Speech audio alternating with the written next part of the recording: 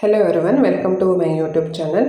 ಇವತ್ತೊಂದು ಬಿಗ್ ಅಪ್ಡೇಟನ್ನು ಕೊಡ್ತಾ ಇದ್ದೀನಿ ನೋಡಿ. ಉದ್ಯೋಗಾಕಾಂಕ್ಷಿಗಳಿಗೆ ಸರ್ಕಾರದಿಂದ ಗುಡ್ ನ್ಯೂಸ್ ಅಂತ ಈಗ ಎಷ್ಟು ದಿನ ಸೋಷಿಯಲ್ ಮೀಡಿಯಾಗಳಲ್ಲಿ ಚರ್ಚೆ ಆಗ್ತಿರೋ ವಿಷಯ ಈಗ ನ್ಯೂಸ್ ಚಾನಲ್ಗಳಲ್ಲೂ ಕೂಡ ಚರ್ಚೆ ಆಗ್ತಾ ಇದೆ.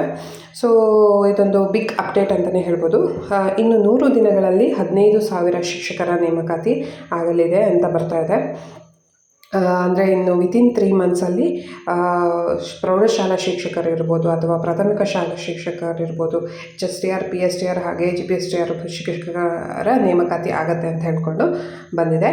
ಸೊ ಸದ್ಯ 80,000ಕ್ಕೂ ಹೆಚ್ಚು ಶಿಕ್ಷಕರ ಕೊರತೆ ಇದ್ದು, ಇದನ್ನು 51,000 ಶಿಕ್ಷಕರ ನೇಮಕಾತಿಗೆ ಆರ್ಥಿಕ ಇಲಾಖೆ ಅನುಮೋದನೆ ಕೊಟ್ಟಿರುತ್ತೆ.